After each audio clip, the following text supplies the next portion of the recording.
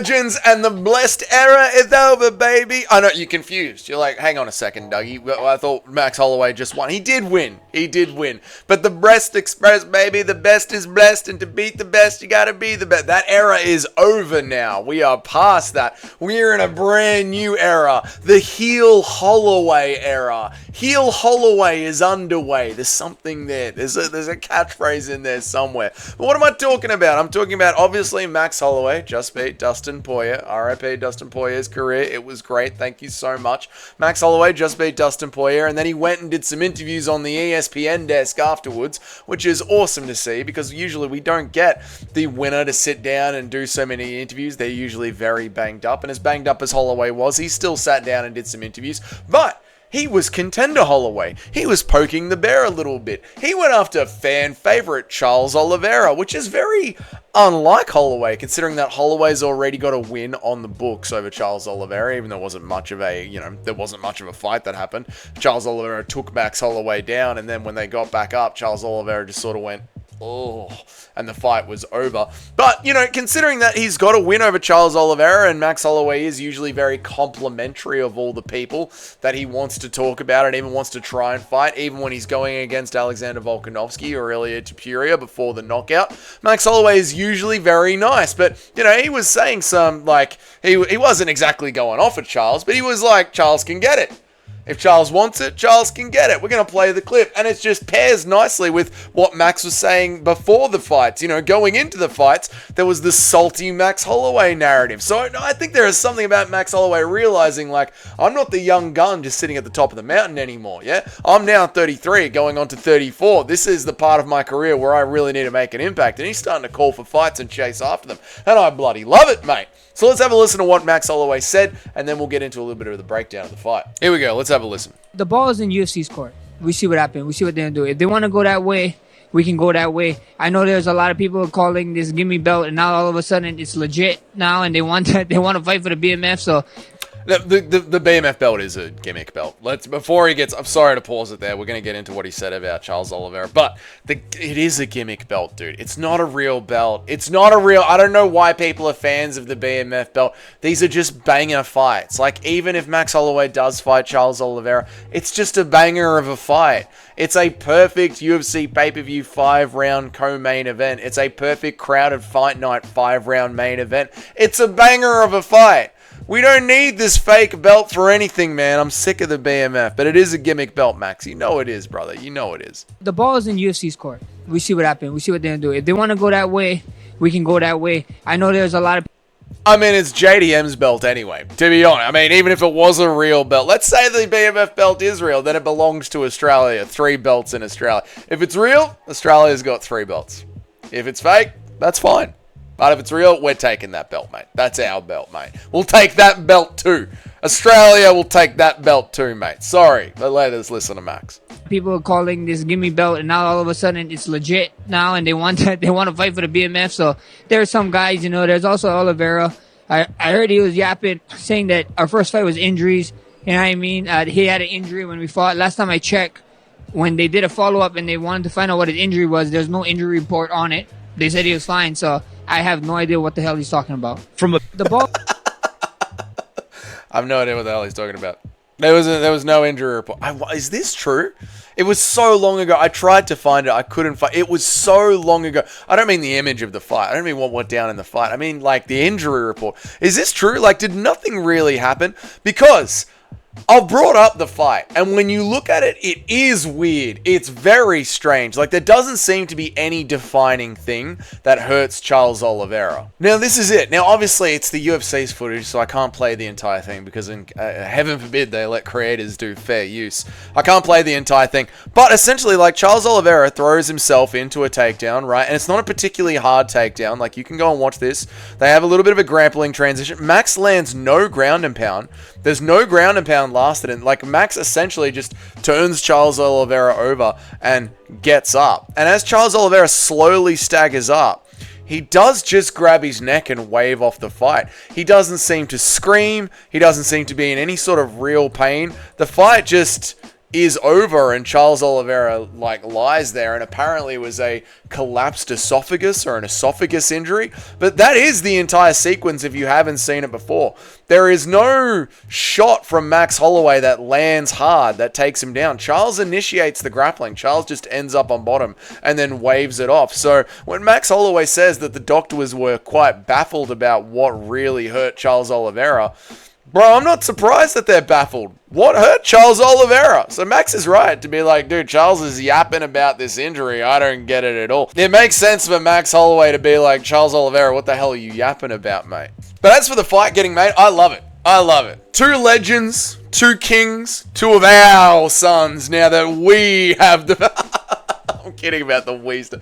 The Wii stuff is so bad, man. But it is a perfect fight, man. It's like, it's redemption for both of them. Like, obviously, Max Holloway has a little bit of redemption already, getting the win over Dustin Poirier. But Dustin Poirier was absolutely at the end of his career. Like, he said, I'm ready to retire. This is what it is. Like, it's now time for Max Holloway to firmly insert himself back into lightweight, which I believe he's already done.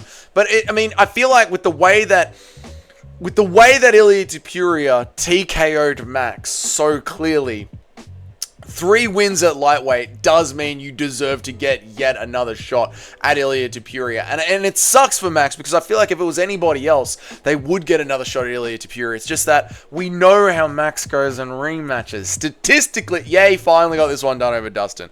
But statistically, Max doesn't do great in rematches, does he? And Charles Oliveira, this is a great bounce back fight for him. Like, are you cooked or not? Unfortunately, this is the game in UFC. You don't get tune-up fights, in MMA. You don't get tune-up fights. The young eat the old. And what? The young eat the old? Max Holloway eat the... Look, Charles Oliveira's like 36, 37 years old. Max Holloway's 33, 34. Like, Max Holloway is peaking. I know he's been around for 1,000 years, but Max Holloway is peaking right now. So Oliveira needs this one. And it's a good matchup, right? Like, Oliveira's stand-up game in the Muay Thai, where he's coming down the center with the elbows, with the knees, yeah? The aggression coming forward. It's good for Charles Oliveira, but Max is going to invite that. Here's the problem. Obviously, people are going to be like, well, Charles Oliveira will just take Max Holloway down and throw up a sub. But Max Holloway's takedown defense is really, really good. Really good. And for Charles Oliveira to get his grappling going, it's only going to happen in one of two ways. It's either going to happen nice and close where Charles Oliveira can actually put hands on Max Holloway, and if he does that, Max Holloway is going to absolutely punish him.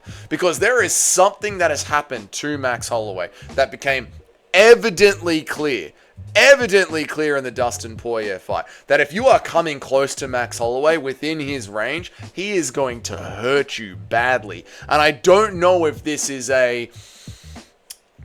I don't know if he got to this point because he was going against Alexander Volkanovski 3 times, and Alexander Volkanovski being so much shorter than Max Holloway meant that